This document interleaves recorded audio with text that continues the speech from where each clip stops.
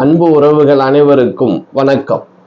இந்த வீடியோ பதிவில் நம்ம பார்க்க இருக்கிறது தெய்வத்தை நேரில் பார்க்கக்கூடிய 6 ராசியில் பிறந்த அன்பு உறவுகள். தெய்வத்தை நேரில் பார்க்க போறோமா? தெய்வம் எப்படி இருக்கும்? எந்த ரூபத்தில் இருக்கும்? இது சாத்தியமா? இது நடக்குமா? அப்படின்னு ஒரு கேள்வி வரும். தெய்வம் எந்த ரூபத்தில் வேண்டுமானாலும் நம்மளை தேடி வரும். கடவுளை நம்ம கண்டிப்பா பார்த்துருப்போம். சரி, அதுக்கு முன்னாடி இந்த 6 ராசி அன்பர்கள் யார்? தெய்வத்தை நேரில் பார்க்கக்கூடிய சக்தி படைத்த 6 ராசி அன்பு உறவுகள் யார் அப்படின்னு முதல்ல பார்க்கலாம். இந்த 6 ராசி அன்பு உறவுகளும் இப்ப நிலைமையில சனி பகவானுடைய பிடியில சஞ்சலத்தோடு, சங்கடத்தோடு, பிரச்சனைகளோடு என்னடா வாழ்க்கை அப்படின்னு யோசிச்சுக்கிட்டு இருக்கக்கூடிய நிலை உண்டு. குடும்பத்துல சிக்கல், பிரிவு, பிரச்சனை, பணத்துல பிரச்சனை, சிக்கல், தொழில்ல பிரச்சனை, சிக்கல், இப்படின்னும் இடியப்பு சிக்கல் மாதிரி இன்னலோடு பிரச்சனைகளோடு இருக்கக்கூடிய அந்த 6 ராசிக்கு இனி வரக்கூடிய காலங்கள் ஒரு பொற்காலமாக அமையப்போம். இந்த 6 ராசி அன்பர்களும் தெய்வீக ராசி. அத நீங்க அல்லல் பட்டு, அடிபட்டு, மிதிபட்டு, சொந்தம் பந்தம் எல்லாத்திலையும் இருந்து வெளியில வந்து பல சோதனைகளுக்குள்ள, ஏமாற்றத்துக்குள்ள, மிகப்பெரிய சோதனையோடு வேதனையோடு இருக்கும். நீங்க என்னங்க தெய்வீக ராசின்னு சொல்றீங்க? உண்மையில சொல்றேன், இந்த ராசியில் பிறக்க கொடுத்து வச்சிருக்கோம். கால நேரம் உங்களுக்கு சோதனையான நேரம் முடிய போகுது. நல்ல நேரம் உங்களுக்கு ஆரம்பிச்சாச்சு. 6 ராசி அன்பர்களை பார்க்கலாமா? மேச ராசி. நினைச்சங்க இந்த ராசியைத்தான் சொல்லுவீங்க, எல்லாரும் நினைப்பீங்க. நீங்க ஏற்கனவே அடிக்கு மேல அடி, உதைக்கு மேல உத, பிரச்சனைக்கு மேல பிரச்சனை, சிக்கல்ல கிடக்கும். தெய்வீக ராசின்னு சொல்லிட்டாரு இவர். உண்மையில சொல்றேங்க, மேசராசியில் பிறந்தவர்கள் அதிர்ஷ்டசாலி. ஏன் அப்படின்னா, மேசராசி அப்படின்னு முருகப்பெருமாள். உங்க ராசிக்கு சொந்தக்காரன் முருகப்பெருமாள். எவ்வளவு ஒரு புண்ணியமான ராசி, புனிதமான ராசி. சோதனைகளை வெல்லக்கூடிய ராசி. ஜெயிக்க போறீங்க. தெய்வத்தை நேரில் காணக்கூடிய அற்புதமான தெய்வீக சக்தி உங்களுக்கு உண்டு. அடுத்த ராசியாக சிம்ம ராசி. நானும் நினைச்சேன் இதைத்தான் சொல்ல போறீங்க. ஏன்னா நம்ம சொல்லக்கூடிய ராசி எல்லாமே சனி பகவானுடைய பிடியில இப்ப இருக்கு. நல்லா தெரிஞ்சுக்கிறேங்க. நீங்க சுதந்திரமா இருக்கவே முடியாது. நான் சொல்லக்கூடிய ராசி எல்லா ராசியுமே சுதந்திர ராசி இல்லை. எல்லாருமே போர் புரியக்கூடிய ராசி, யுத்தம் புரியக்கூடிய ராசி. அப்படி உங்களுடைய போராட்டத்தோடு, யுத்தத்தோடு பயணத்தை தொடர்ந்து கொண்டிருக்கக்கூடிய இந்த ராசி அன்பர்கள் தான் தெய்வத்தை பார்க்க போகிறார்கள். உங்க வாழ்க்கை தெய்வீகமாக மாறப்போகுது. சிம்ம ராசியில் பிறந்த அன்பு உறவுகளும் பல சோதனைகளையும், பல வேதனைகளையும், ஏமாற்றங்களையும், வலியோடு, மன வலியோடு இருக்கக்கூடியவர். இவர்களும் தெய்வத்தை பார்க்கக்கூடிய அற்புதமான தெய்வீக ராசியில் பிறந்தவர். உங்க ராசி சூரிய பகவானுடைய ராசி, சிவன் அருள் பெற்ற ராசி, சிவபெருமான் அனுக்கிரகம் பெற்ற ராசி. சொல்லவா வேணும்? சிம்மத்துல பிறக்க ஒரு பாக்கியம் வேணும். சோதனைகள், வேதனைகள் இருந்தாலும் அந்த சோதனைகளையும் வேதனைகளையும் தாண்டி எப்படி சந்தோஷத்தை பெறக்கூடிய நாள் இதோ விரைவு. அடுத்த ராசி நம்ம பார்த்தோம் அப்படின்னா கன்னியா ராசி. அற்புதமான ராசி. இந்த கன்னியா ராசியில பிறகு கொடுத்து வச்சிருக்கோம். பார்ப்பதெல்லாம் நமக்கு பலமா தெரியும். அதுல விஷம் உள்ளது, காய் உள்ளது, அப்படி நம்ம கணிக்க முடியாம ஏமாந்து போய் நிற்போம். ஏமாற்றத்துக்கு முதன்மை ராசியாகவும் இந்த கன்னி ராசி வரும். நம்மளை பேசியே சிரிச்சே ஏமாத்திடுவார். ரொம்ப அன்பு உறவுகள் அதாவது வெளுத்ததெல்லாம் பால் அப்படின்னு நினைச்சு ஏமாந்து இருக்கக்கூடிய ராசி இந்த கன்னி ராசி.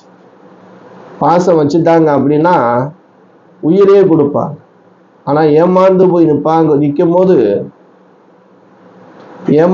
நிற்கும் போது என்னடா வாழ்க்கை அப்படின்னா அவங்க வாழ்க்கையை நிம்மதியா வாழ முடியாம இருக்கிறவங்க ரொம்ப பேர் இருக்கா.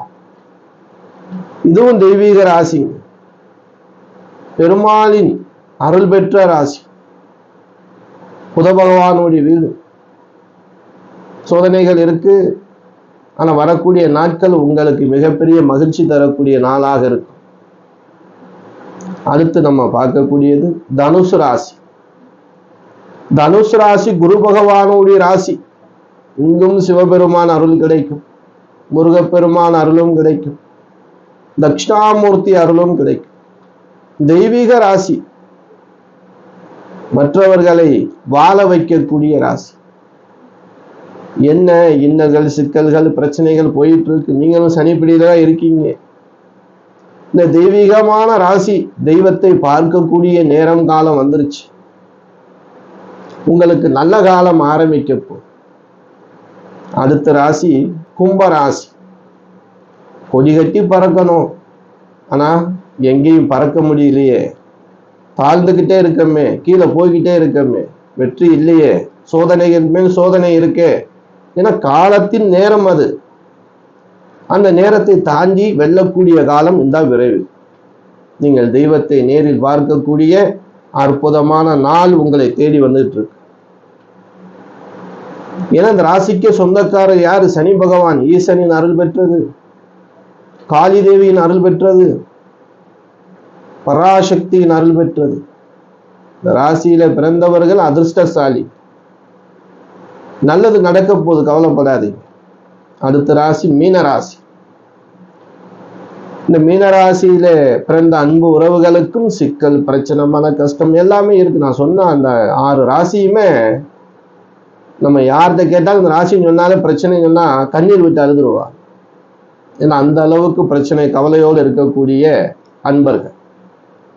ஒரு சிலருக்கு மட்டும் எனக்கு அந்த பிரச்சனை நடக்கலையே அப்படின்னு நினைச்சிட்டு இருந்தீங்கன்னா கொஞ்சம் கவனமா இருந்தது. ஏன்னா பகவான் இன்னும் ஒரு 2 ஆண்டு 1 ஆண்டு காலம் இருப்பார். இந்த நேரங்கள்ல தான தர்மங்கள் செய்யும். இப்படி இந்த 6 ராசிக்கும் சனி பகவான் எப்படியெல்லாம் பிடிச்சிருக்காருன்னு பார்க்கலாமா? மேச ராசிக்கு 7.5 சனியா பிடிச்சிருக்க. மேச ராசிக்கு 7.5 சனியா பிடிச்சிருக்க. சிம்ம ராசிக்கு 8ஆம் இடத்திலே அஷ்டம சனியாக பிடிச்சிருக்க. கன்னியா ராசி 7ஆம் இடத்திலே கண்டக சனியாக பிடிச்சிருக்க. தனுசு ராசி 4ஆம் இடத்திலே அர்த்தாஷ்டம சனியாக திருக்கணிதப்படி மாறிட்டார். வாக்கியப்படி மாற போறாரு. இப்போ மார்ச் மாசம் அர்த்தாஷ்டம சனியாக உள்ளார். கும்பராசி விரயச்சனி காலமாக, மீனராசிக்கு ஜென்மச்சனி காலமாக.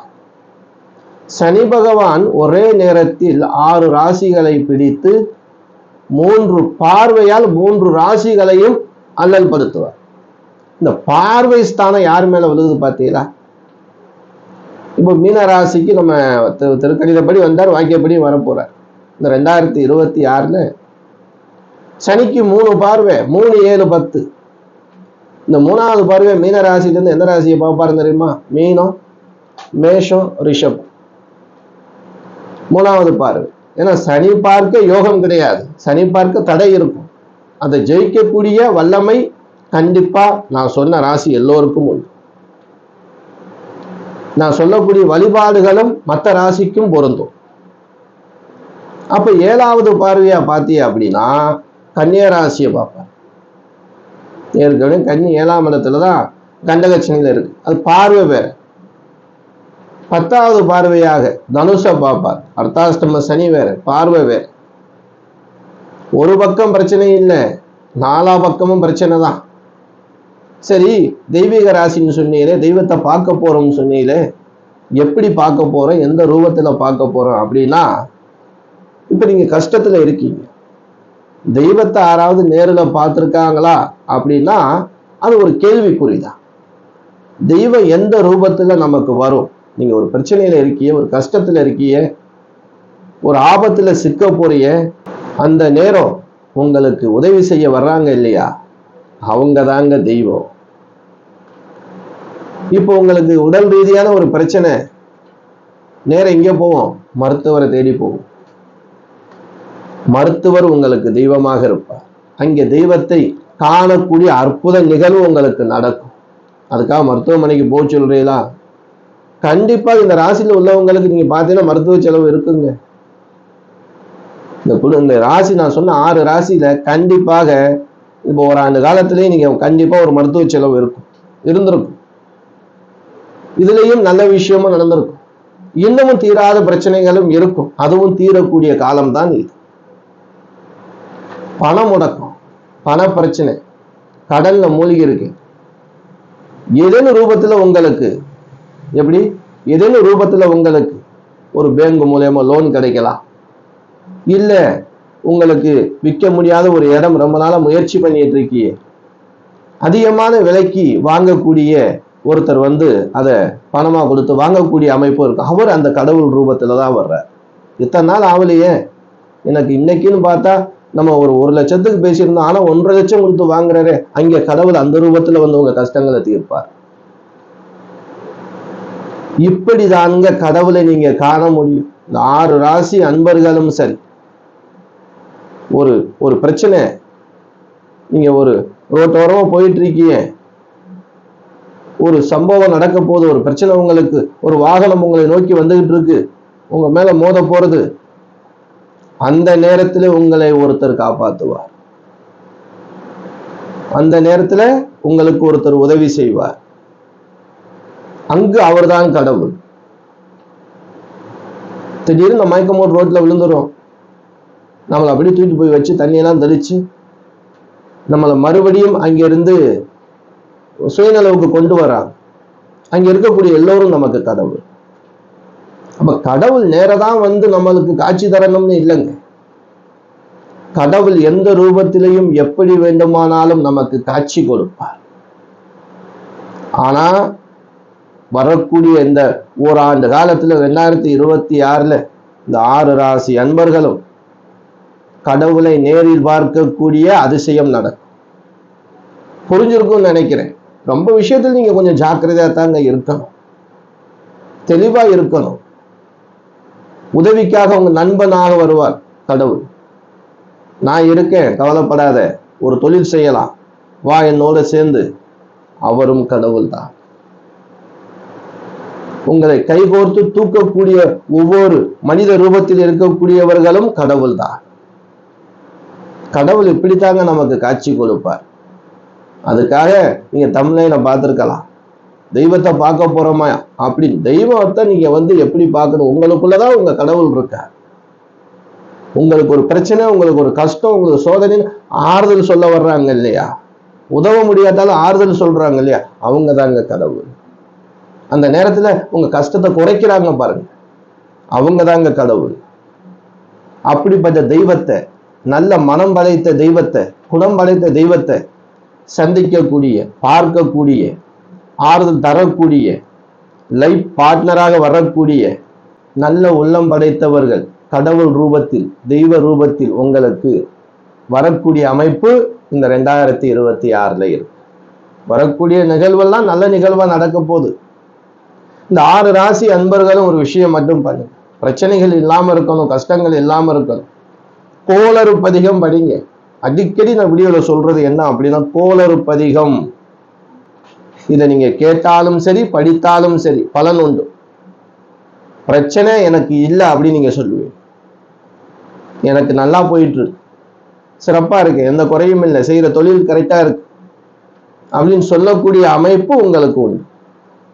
வேயுறு தோழி பங்கன் விடம் உண்ட கந்தன் மிக நல்ல வீணை தடவி மாசரு திங்கள் கங்கை முடிமேல் அணிந்து என் உளமே புகுந்த அதனால் ஞாயிறு திங்கள் செவ்வாய் புதன் வியாழன் வெள்ளி சனிபாம்பு 2 முதலே ஆசரு நல்ல நல்ல அவை நல்ல நல்ல அடியார் அவருக்கு மிகவே என்று கூறுங்கள். படிங்க, கேளுங்க. ரெக்கார்டுதான் இருக்கு, கேட்கலாமா? எல்லாத்தையும் செல்லு இருக்கு. தினமும் காலையில எழுந்தவுடன் இதை கேளுங்க. காலையில 6 மணிக்கு முன்னாடி எழுந்துருங்க. உடல் ஆரோக்கியமா இருக்கும், மனம் சுறுசுறுப்பா விறுவிறுப்பா இருக்கும். தெய்வ வடிவில் வரக்கூடிய நல்ல மனம் படைத்தவர்களை சந்திக்கக்கூடிய நாட்கள் விரைவில். நோட் பண்ணி வச்சுக்கிறீங்க. உங்க வாழ்க்கையில மாற்றத்தை ஏற்படுத்தக்கூடிய தெய்வ வடிவில் மனிதர்கள் வருவார்கள். நல்லதே நடக்கும், தைரியமா இருங்க. 7.5 சனி நடந்துருச்சு, சனி பகவான் பிடி இருக்குன்னு ஒருபோதும் கலங்காதீங்க. உங்களுடைய கலக்கம் தான் மிகப்பெரிய சோதனைக்கு உள்ளாகும். தைரியமா நெல்லுங்க. நம்ம ஜெயிக்கணும், ஜெயிக்க போறோம். இந்த 2026 மிகப்பெரிய வெற்றிசாலியாக இந்த 6 ராசி அன்பர்களும் நடக்கும். மற்ற ராசி அன்பர்களுக்கு நம்ம வீடியோ கொடுத்துட்டு வந்துட்டு இருக்கோம். ஏன்னா இந்த 6 ராசியும் சனி பிடியில இருக்கு. அதனால இந்த 6 ராசி நம்ம குறிப்பிட்டு சொல்லியிருக்கோம். ஒரு மன தைரியத்தை, ஒரு மன பலத்தை கொடுத்திருக்கும். பரிகாரம் என்பது மனசை பொறுத்து. உழைப்பே உயர்வு அப்படின்னு சொல்லி அடுத்து ஒரு நல்ல வீடியோவில் சந்திக்கும் வரை நான் உங்கள் ஈஸ்வரன் சீதாராம ஜோதிடர். என் அனைத்து அன்பு உறவுகளுக்கும் வணக்கம்.